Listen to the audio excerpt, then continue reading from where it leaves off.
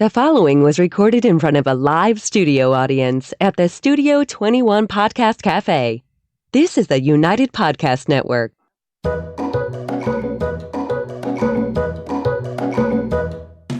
Welcome to the Quirky Dog Podcast, inspired by some of the quirkiest dogs you can ever imagine and the owners who love them.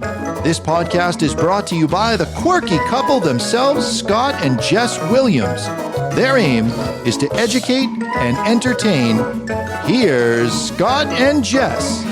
Welcome, guys, and happy Wednesday. We're coming to you live from Salem, New Hampshire, right above Two Guys Smoke Shop. And today we have on two very special guests. But first, we're going to start with the quirky tip of the day. Ooh, good. I got the pink pig for good reason.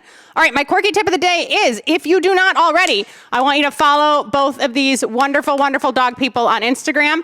Abby Cline is here with us today. Her Instagram handle is The Dog Carnival. And Bonnie Scott is also here with us as a surprise guest, and I'm very excited about it. And her Instagram is Bonnie Brenda Scott. So you're going to learn a lot about what these awesome women do on the road and, you know, in between their gigs through their Instagrams, and maybe be able to get some tips for your own dogs. So guys, welcome. Thank you so much for joining us here today.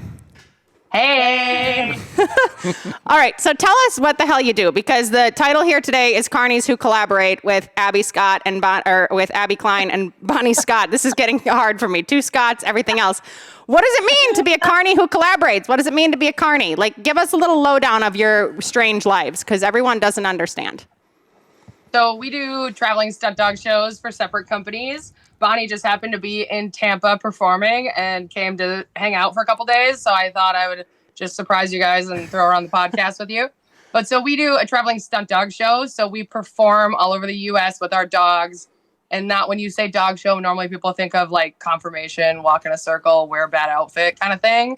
And we do cool shit. Like, we do frisbee and agility, high jump dogs, trick dogs, jump rope dogs, that kind of stuff. So we do traveling entertainment, halftime shows, fairs, festivals, theme parks, that kind of thing. Sweet. So did Abby leave anything out, Bonnie? Anything missing from that description?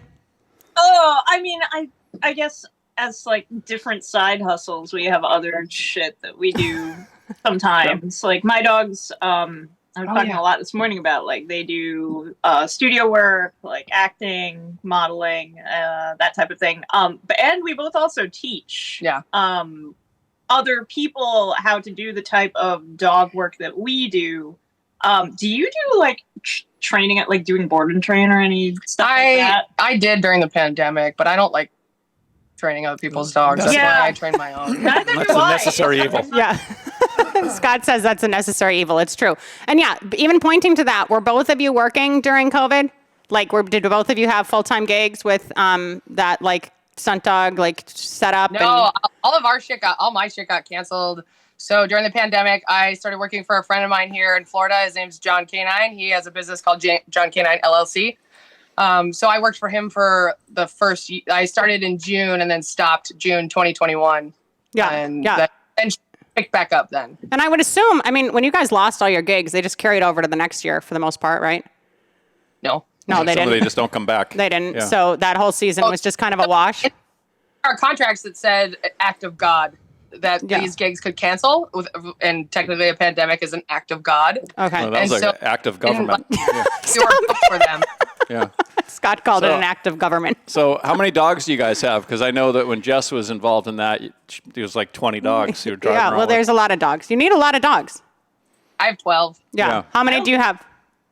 I only have 4 right now, but I also have not been in this business as long as Abby. To be Haven't seen your dogs. I did not start this work until the pandemic happened. The pandemic like pushed me in this direction. I was interested in doing this type of stuff with the dog that I had at the time. I had a real job. Like, I had a salaried office position. Yeah, terrible. I was, I'm way better off for it. But, like, I got laid off. My company had to close down temporarily. So I ended up moving out of where I lived into a place that was more appropriate for raising a stunt dog. And then I started getting jobs performing with her. So I actually still only have 4 because it's only been a few years since I started doing this full time. I don't have any old ones, I do. any retired guys Yeah, yet. well, that's the thing. I mean, you have dogs, and like, I mean, Pete was traveling around with you till he was what, like 15? He died at 15 and a half. And Yeah.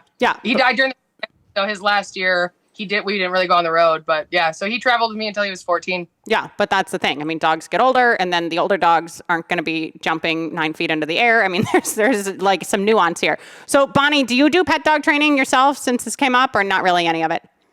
I don't, and that's what's funny about both of our answers to that question is I like teaching. I like working with other people who have dogs and telling them about how they can, accomplish their goals with their dog. But I don't especially like working with other people's dogs. No, I don't. I like teaching seminars. So like if I'm booking a Frisbee or a trick seminar, I like it because those people are already like super committed. Yeah, it's fun. It's fun shit. For their dumb pet owner who's just an idiot. No. Yeah. Sorry. No, I know. There's no pain point when they just want to learn tricks and Frisbee. They just want to do the fun stuff. I get it. I'm totally with you. All right. So, Abby, you're at your like Florida location. You have a home in Iowa too, right? Yeah, I have a tiny house here in Florida. My friend Laura, who is one of my best friends from Fargo, where I grew up, she specifically bought a property in Florida when she moved from Fargo that would accommodate me and my dogs, and then built me a tiny house on it. That's a good friend. So that's a great friend. And she takes my retired dogs, so they don't have to come on the road, because it's hard when you travel in a motorhome with a bunch of dogs. And like the motorhome is our backdrop to our show. And so the dogs that used to perform hear you doing the thing they love to do, but aren't capable of doing it anymore. Yeah. And so they like start to like, it sucks. Their life sucks after that. So, I mean, like not all my retired dogs, but she's on her 4th and 5th retired dog of mine. Wow. So like when they retire, I get to leave them here with her in Florida, which means I get to still spend the winter with them and see them, and they're happy and they're not like stressed out being on the road. So that's kind of nice. So yeah, I mean, I have it made. She's my best friend. I live with her for 4 months out of the year, and then we don't see each other for 8 months, and then she takes my retired dogs. You're going to send her on vacation or something. Buy her a cruise. Yeah. So Bonnie, do you have a home? I do have a few homes. Oh my God, you and like all your locations, you guys. This is the life we chose. Yeah. Yeah. My official residence is in New York State. Okay. Yeah, I ask because, I mean, it's part of, like, the gig, right? I mean, if you have a, like, great, like, mobile setup and this lovely RV, sometimes it's hard to have a home base. And not only that, you're paying for bills at a place that you're never freaking at. You know, if you have a place that you can Airbnb or whatever, that's great. But, like, if you're on the road the majority of the year, it's kind of, you know, hard to maintain these different living situations. So that's the only reason I ask. So you guys both have multiple bases and locations. And right now with Mutt's Gone Nuts, you're doing some theater gigs down in Florida. Is that what's happening currently? That is correct. Okay. And how long is your theater gig in Florida? How much, Abby, time do you get? Well, we will be in Florida through this weekend. And then the following weekend, I think all of our shows are going to be in South Carolina and then North Carolina. Nice. So Friday, Sunday, we will be in 3 different locations in Florida this week in sort of the northeastern quadrant. Yeah. I want.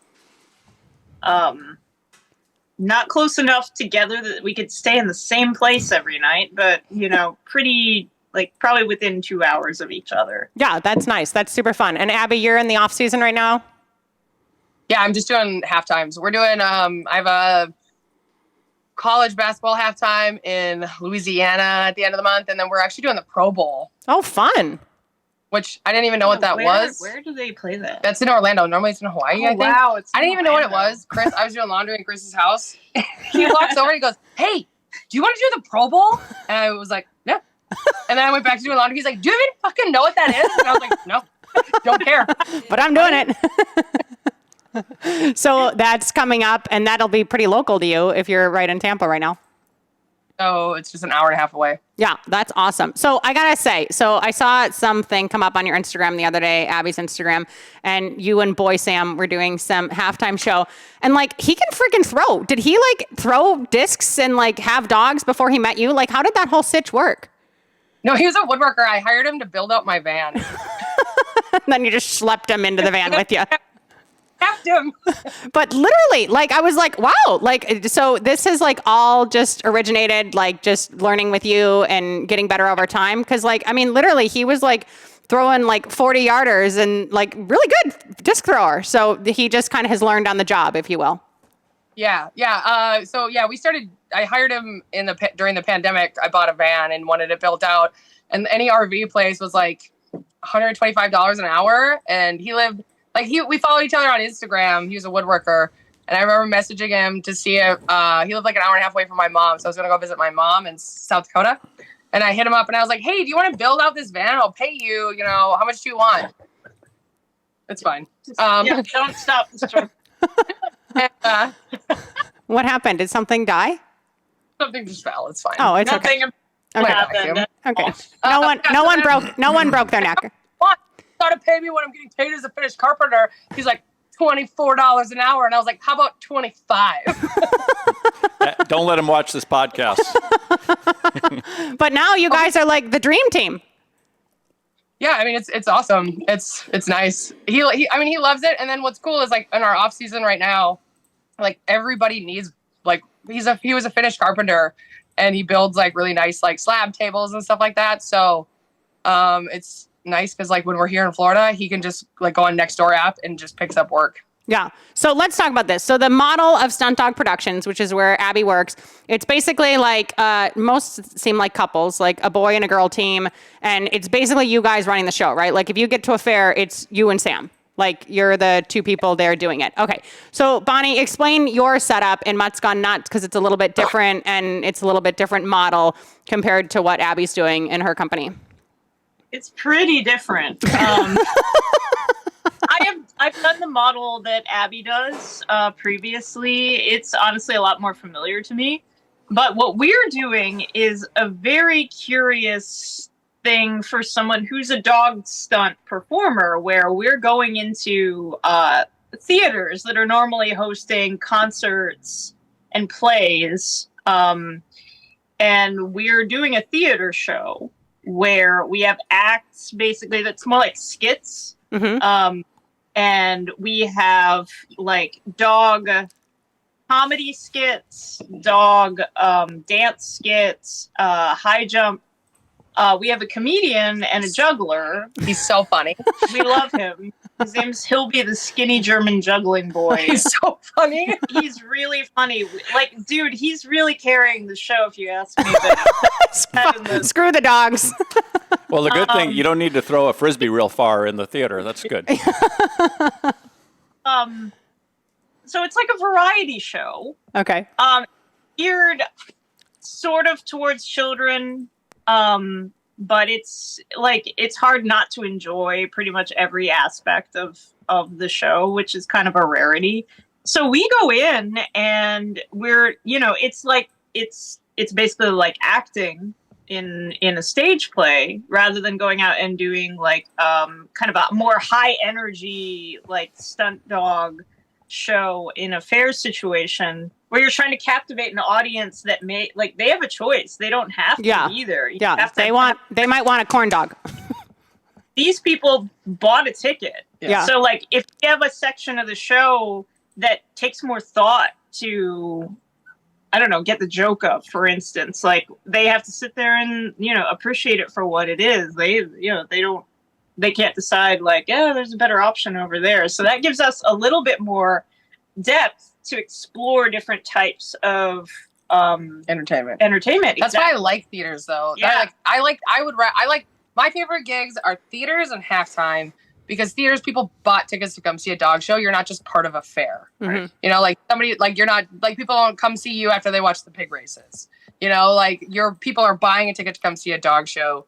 And like our theater show is a little different. We don't have a variety act. It's 75 minutes of all dog shit. Yeah. And that's why for theaters, it takes me and then Chris and Suhei and Steve. It takes 4 of us, like all his dogs, all my dogs, because we're filling 75 full minutes with dog stuff. We don't have like a juggler to fill in our gaps. Yeah, no, I totally get it. The only good thing about being after the pig races is partying with the pig people later at night. It's it's fun to hang out with the Carney crew. Amazing pig racers.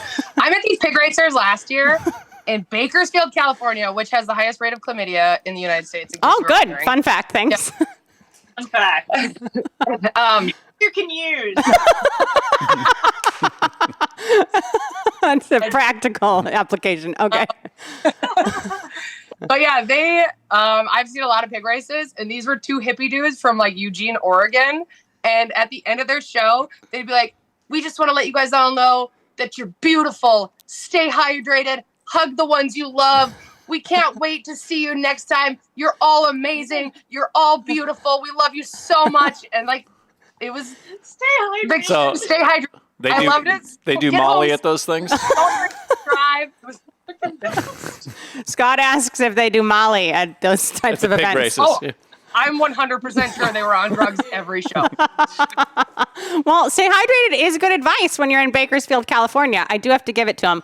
I'm glad you mentioned your theater shows too, because I was going to segue into that. Well, hang on. Before we transition, I want to ask Bonnie a question. Okay.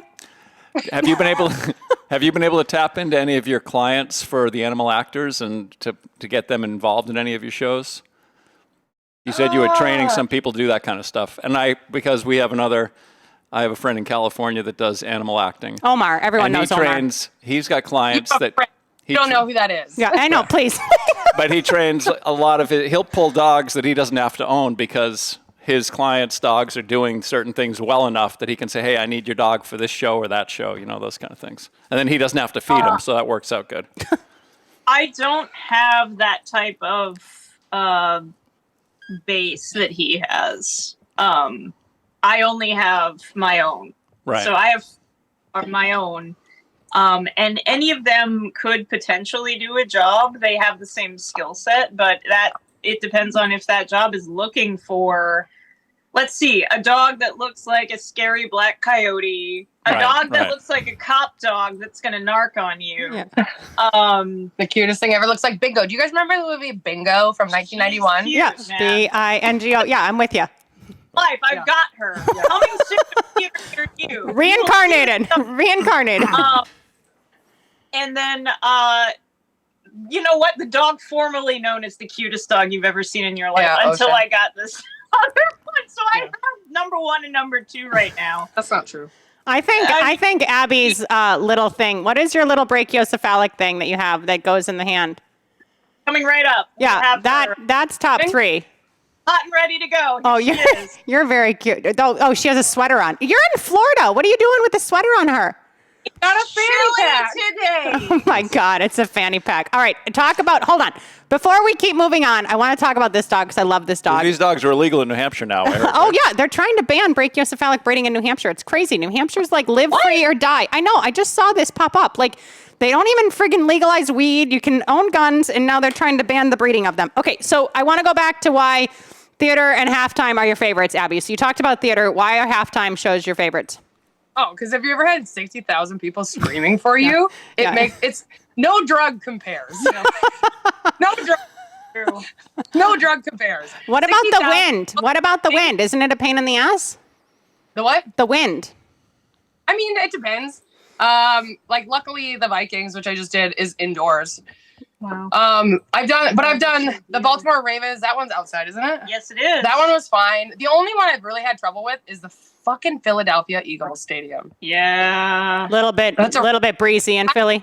That was the first halftime I ever did, and I cried afterwards. It wasn't as much of a high. It was the first time I ever did, and it was 17 degrees and 40-mile-an-hour winds, and every throw my frisbee would just sail away. And afterwards, I was like, I never want to do this again. Well, because that's the thing about halftime is what gets them going crazy and making you feel like a rock star is the long throws. That's what they like, the long bombs. You can have the best vaults and the best tricks in the world, but in that kind of venue, they like to see the dogs just running like the football players to the end zone. Yeah, okay. All right, I understand we answered that question. My frisbees go that way without the wind. The first time I took the frisbee out for my dog, Jess said, put your dog away. Yeah, I was like, you're going to just practice with the frisbee for a while. You're going to friggin' tear his cruciate. You're not allowed to do this anymore. Okay, so let's talk about this dog in your arms. Because this dog, if Bonnie owns number 1 and number 2 with the cuteness factor, this dog ranks number 3. No, this dog's number 1. Okay, all right. Let's talk about this dog and how special. Looks a little bit like a chupacabra. Yeah, a little bit. Let's talk about how special this dog is to the show, even in your fanny pack. She's the best. So this is Cricket. I got her. Actually, when I still lived in Fargo, I did do dog training, pet dog training. I had a Positive Vibe, sister studio to Ron and April's Positive Vibe. Yep. And I did personal lessons. I went to the house of the people that own this dog, and she was a fucking nutcase. And they had like an old Boston Terrier named Candy, and they had 2 kids. They both were working parents. They adopted her from the shelter, and she was just way too much. Like, she would like nip at the kids, not because she was shitty, but because they'd be running around and she'd want to play. So she had too much energy. And the first day I met her, I told them, I was like, if you ever don't want this dog, I will take her. And so they boot camped her with me. And they'd leave town, they would board her with me. Like, she was like my buddy. And 2 years went by, and I was like, at that point, she was going to be like 4. And I was like, this is your last opportunity. Like, after that, I'm not going to take her because she's brachiocephalic. She's probably not going to work super long, which is a lie because she's 12 and just did a fucking halftime. Yeah. And like barks her head off the whole time. I have a video of Sam getting bit in the face by her at a halftime because he let her go too early, had to run after her, grab onto her, and she turned and was like, and just bit him in the face. It's my turn. It's my turn. Yeah. And she does like an awesome handstand. Yeah. She's small. I mean, she's actually pretty big. You must be pretty strong. How many pounds is she? 18. Yeah, that's a lot. You must be pretty buff. Jesus. Oh, I just have really bad carpal tunnel. All right. And there's literally a picture of her like in a tutu or something, which is probably like one of my favorite pictures of any dog of any kind. So she's still working almost full time in shows at 12. Yeah. I mean, I don't have her do all the shit she used to do. And I alternate her now because she is getting older. But you know what's been super cool with this dog is like, so there's been a lot of gigs I've done over the years that are consistent. Like I've been doing Bakersfield for like 10 straight years. And I have families that come up 7 years ago. And I do photos with Cricket after the show. She sits pretty, kids sit with her. And they'll be like, we do this every year. And so this year I collected them. I had people send me all their photos. So you'll see a picture from Cricket from like 2016 with a kid that's like 4 years old. And then you'll see a picture of Cricket now. And her face is gray. Her face used to be all black. The kid's now 12 years old, tall. And so like having those side by side is like the cutest thing like ever. And like, and people will come sometimes I alternate her and my wiener dog closing the show. And people will come after the show and they'll be like, where's Cricket? Is she okay? Like they expect that dog, like a staple of events now. Yeah, no, that's awesome. And it's such a history like of the kid's life and everything else. So no, I love her. I'm glad we talked about her. All right, let's talk about collaborating because that's why I wanted to have you on the show in the first place. And you guys clearly are collaborating together. You guys are friendly and everything else. And now you're hanging out together because Bonnie's down there doing a theater show.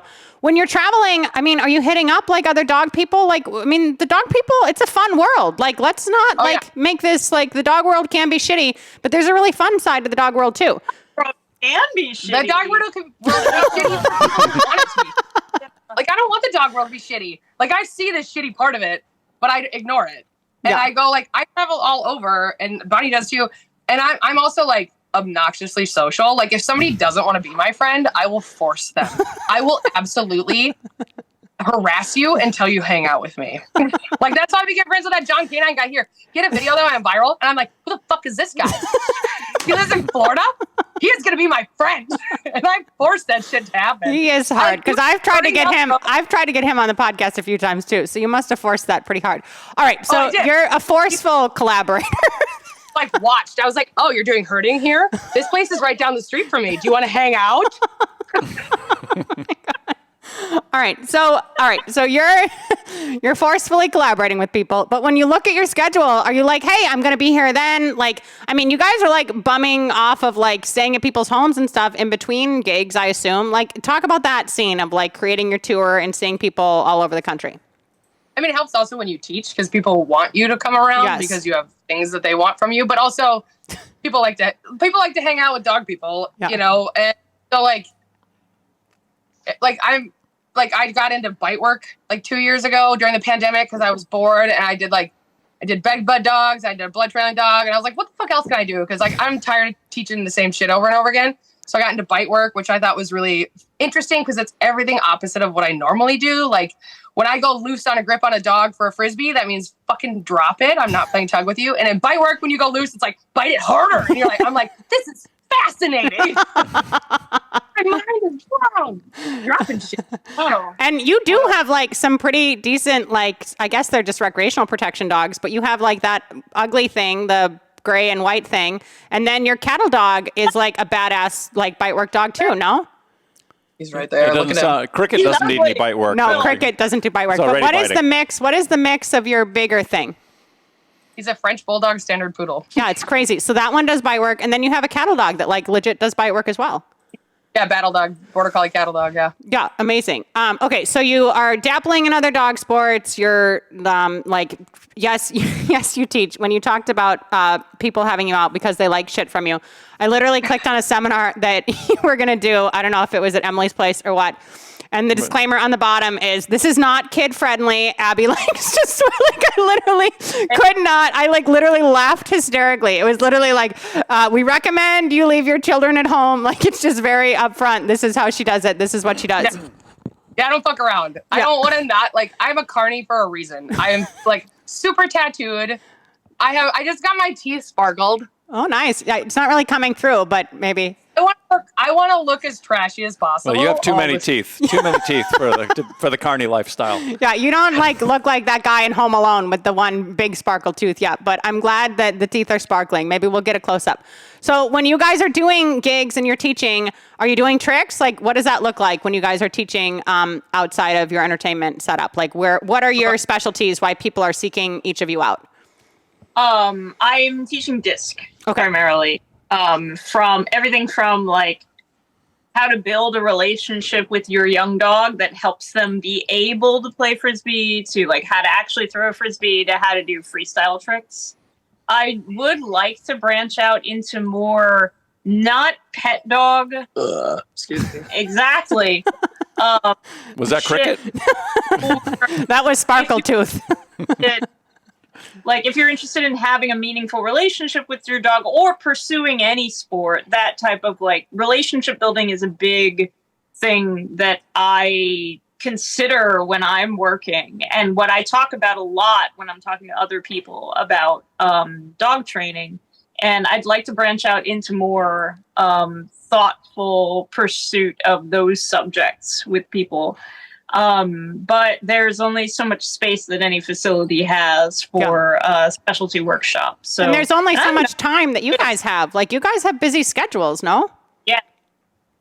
Well, the relationship stuff is tough. I mean, that's one of the biggest issues we have in the pet dog world. Well, the pet dog people are harder, just getting too. people to have a relationship, because they can go through all the motions of all the different, obedience exercises, but without the relationship, they don't have reliability. The dog blows them off whenever something else, the least bit interesting pops up, they're gone, Yeah. You know what was really interesting to me, just because that was brought up? This has nothing to do with even what we do, but when I worked at John Canines, we did board and trains with e-collars. And like, no, when you put shock collars on dogs? I think we just got banned. Oh my God. Anybody, that part out. right? Edit that out. Oh my God. But so like when I first, like I'm not against e-collars, but I just didn't use them. So when I first started working for him, I was like, just let me do puppies. Let me do like puppy. The happy shit again. Yeah, the happy shit. Yeah. All right, let me do my cookie shit. Because it's not that I'm against them, but I don't know how to I don't feel confident in my skill to use them to like be fair. So I didn't want to do it. And so, but as I watched, over months, I was like, I can fucking do this. And so, but what I found interesting is that when you're doing any of that e-collar stuff, we had a trainer there. I'm not gonna say his name, but like he wasn't genuine with his praise, and the dogs could all tell. So they always looked sad. Mm-hmm. Like if you're gonna use like any type of like punishment in training, you have to like back it up with like when you're doing good, you're fucking awesome and mean it.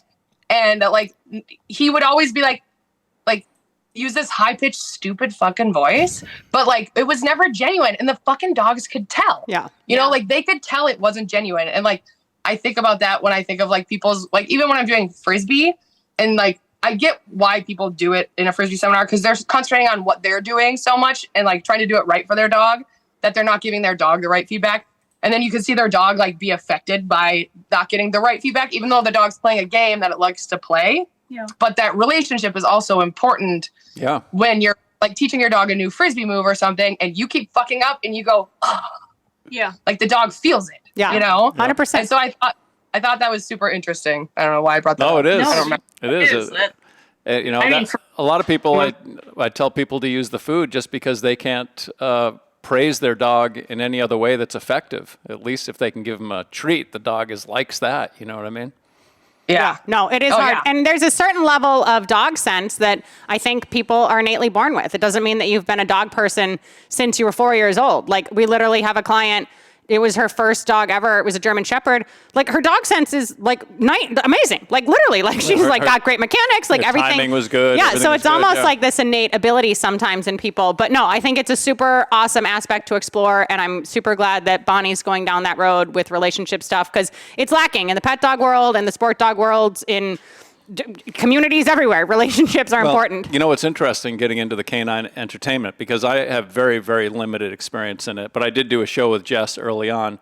And when the crowd gets crazy and gets excited, and the dogs keep they get away with shit they would never be doing when you're practicing. Really true. And especially if you're doing these shows back to back, it's like they just know, okay, the crowd's here and it's my show. Yeah, Scott had this. What were you going to say? I said there's times you have to take entire moves or sequences out because the dog has become so show smart about it, and you can't fix it during a show, because again, it's entertainment, right? Like if my dog fucks up weave pulls and I restart them and they fuck it up again and I restart them, that looks bad in a show. And it ruins the vibe. Yeah. Then they leave for the corn stand. No, and that's what I hated about entertainment, because there's a lot of good in it, but I hated not being meticulous. And yeah, with that said, what was Kane? What kind of lines was he? Belgian? Yeah, it was a Belgian Malinois. So he had this really strong Belgian Malinois, and I was just having him do some bite work stuff. We had hired a decoy locally. I hosted this gig forever. And it was really actually pretty cool, because they do the Palisade. You're probably familiar with that, where they climb up the walls. So we'd get the tallest guy in the crowd to stand by the Palisade. And of course, he would be lower than the Palisade, and he did all this.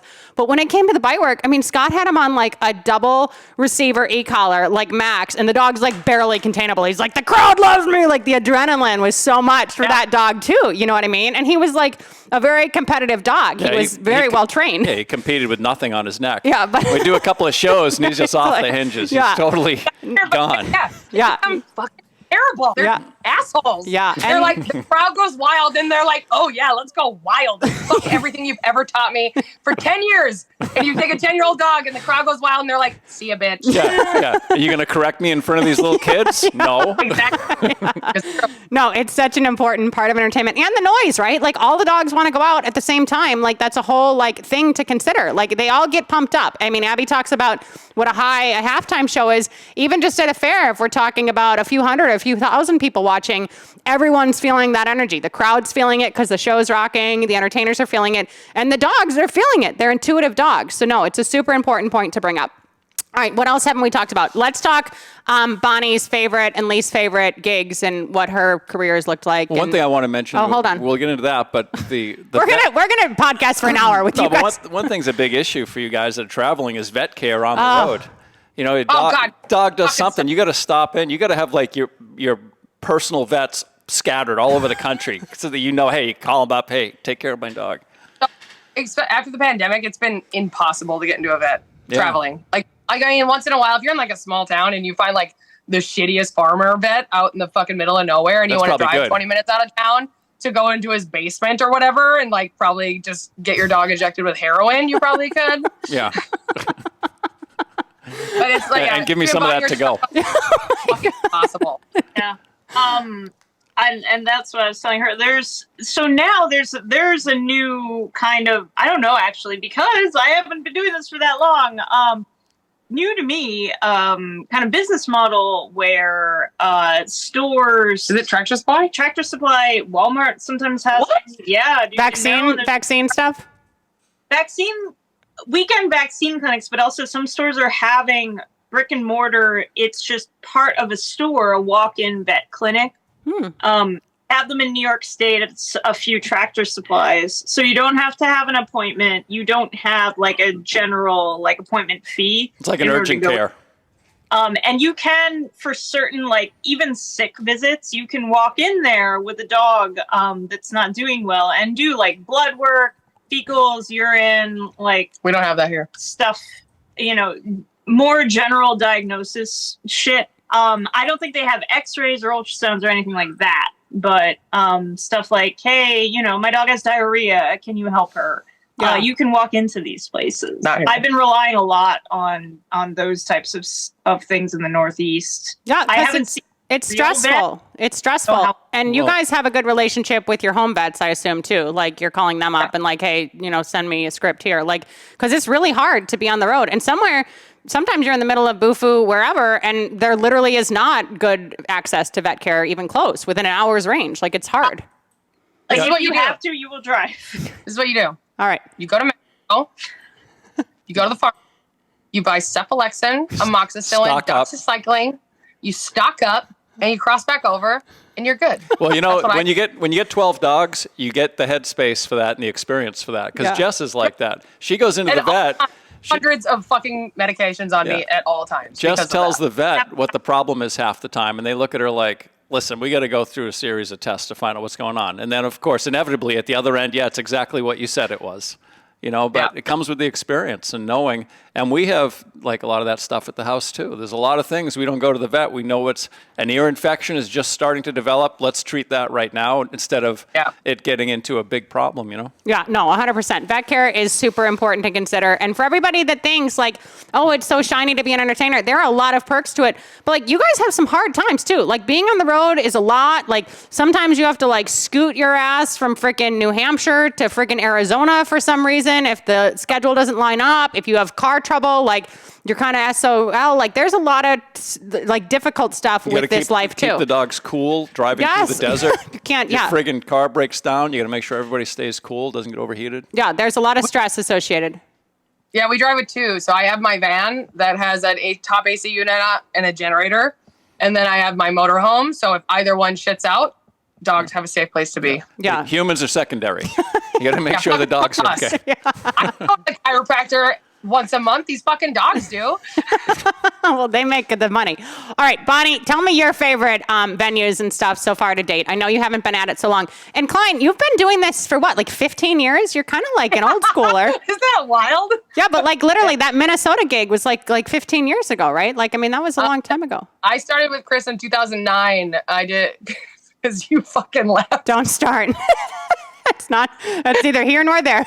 But you did like a gig. You did a gig with like Rue in Minnesota, like then, right? No, I met Chris because Rue knew him. Oh, okay. And he performer because his other one just disappeared. There's a little nuance there, but we'll move on. Yes. And and Zach George got that job. Oh, that's right. Yeah, Zach was a part of things too. Yeah. Fetch. Yeah, so. yeah. So you've been doing this like a long time. You're a veteran. So Bonnie, you're like what, 4 or 5 years in here? I think I played my first show in 2020. Okay. So 4 years in or so. So what are your theater shows and your halftime shows in Abby's mind? Like when you look at the past 4 years, like what warms your heart and brings you the most fulfillment? I got the opportunity to do a Ravens halftime in November this year.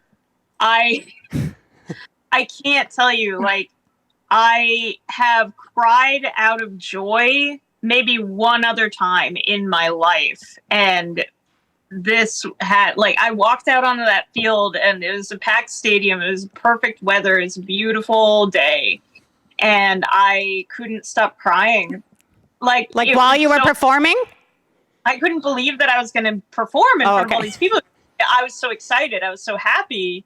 I'm like, I can't believe my trajectory has gotten me to this place. Yeah. You know? I was that you cried out of happiness and I cried out of terror. Well, our first halftime was this beautiful experience and mine was like the most miserable thing. That was your first one? Ever, yeah. Oh, shit. I mean, you don't cry that much, do you, Abby? I mean, unless I get like hit really hard. Unless somebody like punches me or kicks me in the stomach, maybe. The RV backs over her foot. Then she cries. Okay, well I even felt the emotion there. So I'm so excited for you that was your experience. I got to talk to you guys about the players with halftime because halftime's rank in like both of your tops. So we had Alex Stein on a few weeks ago and he was talking about like, trying to get one of the players to like throw a disc to Ashley, way back in the day, in the olden days. Love you, Alex, but it was a long time ago now.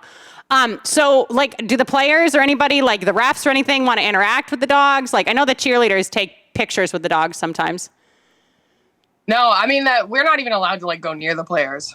But they're never approaching you guys, really. No, not at all. I mean, I haven't had them like walk in my fucking way when they come out early during a halftime. And you're like, it's my time. You're gonna have to move out of the way here. Cricket could bite you in the face. Excuse me, sir. This is my show. The mascots are chill. They'll hang out with the Yeah. Those are good ones to do bite work with. Oh, yeah, that's true. Yeah, there you go. Bite work gone wrong. All right, so what else? What are you saying?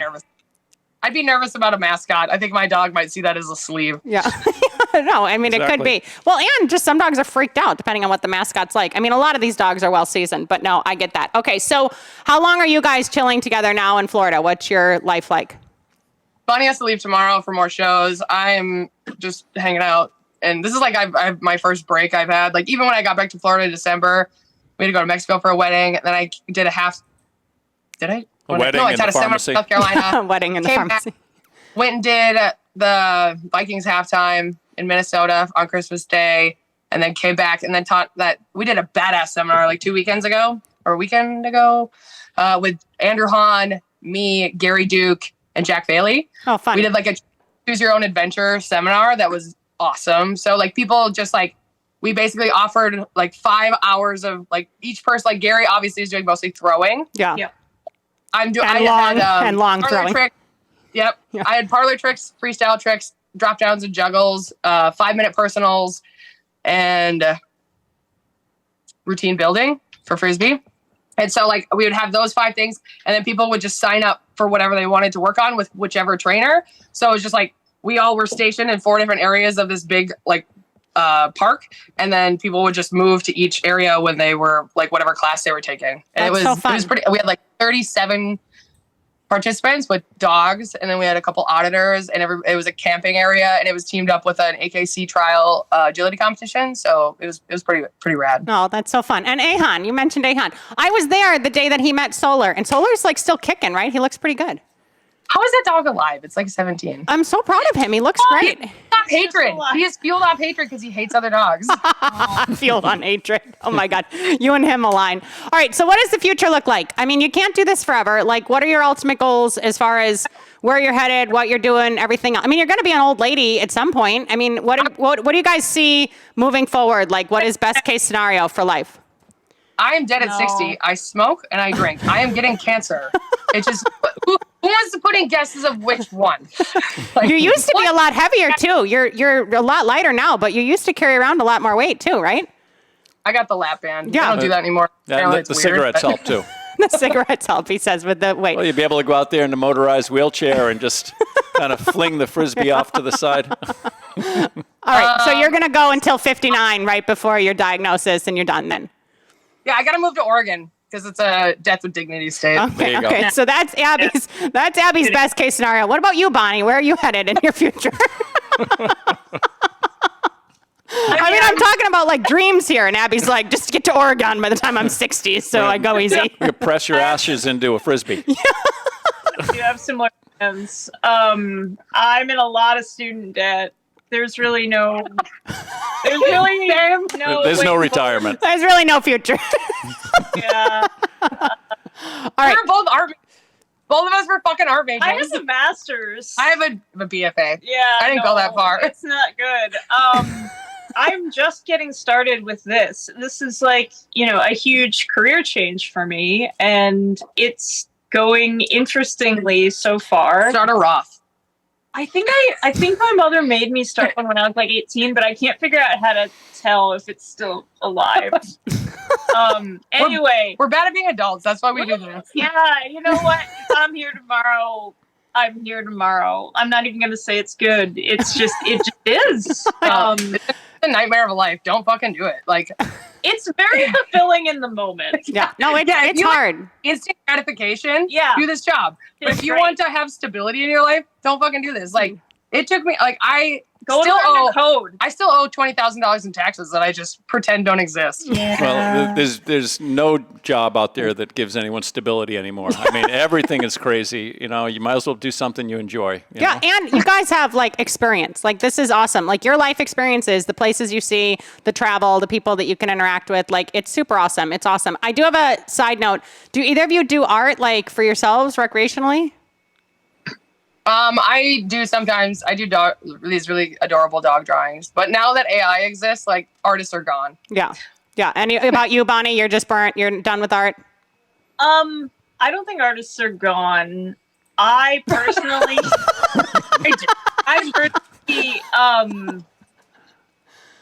I kind of push it in weird ways. Like, I'll get very serious about making a very elaborate dog toy. Okay. And either making it for myself or trying to sell it. I've painted a single painting in the past like 4 years, and it came out great. Is this back to Abby, or this is something you did? No, that's Abby. I'm just showing you what I did. We're on Bonnie, but it is super adorable. You're right. All right. I don't have a picture of the one that I did. That would make a good tattoo. Yeah. Oh, you've probably designed most of your tattoos. Okay, so you're making elaborate dog toys and getting your creativity out there. Where can people find you guys? I know we're kind of in the winter season. Like, coming up, give us a little bit of highlight reel where people could find you guys. And then I want you to talk about like how people can access you and your skills through your personal Instagrams a little bit too. So we're going to let Abby go first because Abby likes to go first. Where are you going to be? And then we'll clean up with Abby. I'm a performer for a fucking reason. I like attention, okay? Where are you going to be? And what can people get if they find your Instagram besides wild entertainment? I'm going to be starting in spring, March. We'll be on our theater tour, which will be, we start in Silver Dollar City at Branson. We do their spring break, so we're there for like 3 weeks. And then we start doing actual theaters. And we have some in South Carolina, Kentucky, Michigan, Colorado. I don't remember the other ones. And Chris is starting to like do a slow retire and become more of an agent. So Girl Sam, me, Boy Sam, and Steve so far are going to be starting to like slowly take over theaters. Cool. And then in the summer, I usually take at least a little time off because I have that house in Iowa and we live on a lake. So I want to, what's the point of working this hard if I don't get to sit at the fucking lake and drink beer? Yeah. So run up and go tubing and fall off and drown. So at 60. Yeah. I'll be in Iowa. And then the fall, we're usually in the West Coast. Like I always do Bakersfield, California. And then we might be doing a couple like event farms for fall, and then we'll do a fall theater as well. Okay, sweet. And then when people follow the Dog Carnival, can they like say, hey, where are you going to be for seminars? Do you do any like one-on-one training like Kara does? Like, what does that look like? I don't do a lot of one-on-one. I do have an online tricks course. It's called Tricks and Shit. I swear a lot, smoke a lot in it. I call my dog assholes and cunts. We did get one in. There we go. But I got it in there. But I have 3 online tricks like courses that are, and all the videos that are tutorials are filmed on there are all taught to dogs that don't know the tricks. Cause that's something I try to make sure I do at seminars is I don't ever use my own dogs for the most part. I want to show people like the process, like, cause I could take a dog out that knows a fucking trick and show you and make it look super easy. I'd rather take somebody in my like seminar or whatever and take their dog and show like demo a trick or whatever to show people like the process. Yeah. And so I have that online tricks course. And then I usually am doing seminars sometimes in the summer, but I always advertise most of it on my Instagram. Yeah. Okay, sweet. So they can find out where you're going to be and then send me the URL for the tricks course too, because we'll put that in the description. Bonnie, where are you going to be and where can people access your talents and everything? Is it through Instagram? Do people message you? Tell me that thing. For the elaborate dog toys. For the $600 dog toy. Dog toy. I do custom work. More than any other dog toy.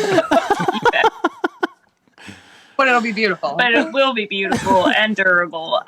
6 month lead time. Down here Mutt's Gone Nuts until the beginning of February, and then we'll be up in New Jersey in February. March, I'm actually teaching up at New England Canine Athlete in Massachusetts. Oh yeah, great. They have our Comfort King floors from our facility in Salisbury. So when your dogs are on the blue floors, I christened them. I bought them originally new. Yeah, that's a great facility. And that's actually good to know because I could collab and swing on down. No one ever comes up this way. Like, I feel like I'm in Maine and everyone like never makes it quite this far.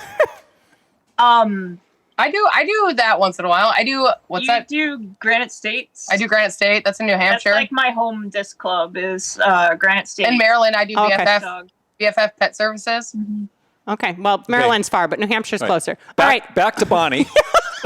In April, I will be out in the Midwest with Mutt's Gone Nuts. Okay, sweet. People can message me on Facebook or Instagram. It's the same handle. That is the best way to get in touch. Most of my content goes on to Instagram. And yeah, I'm interested in, I do private lessons in person or online with people, especially for sport dog behaviors or like routine building for freestyle, frisbee related stuff. I love to help people with problems they have with their training and help get them through difficulty. Like I'm a lot better at helping other people than I even am about helping myself. Okay, sweet. But people can access you through your Instagram handle that we talked about at the beginning, and I'll put those in the description as well. And if there's any other URLs that you have or anything, send those to me too. Okay, to close out, I want to do favorite dog of all time and why. We got to start with Abby because otherwise she'll just interrupt Bonnie. So tell us favorite dog of all time and why. Could be yours or anyone else's. No, we're starting with Abby because she likes to go first. Well, my favorite dog of all time is probably Peter. What is in your hand right now? We can barely have you on for an hour. What are you holding, literally? It's my new skull that I bought. Oh, okay, very nice. Art isn't dead, Abby. Art isn't dead. Okay, I didn't mean to take away from Peter. Tell us about Peter.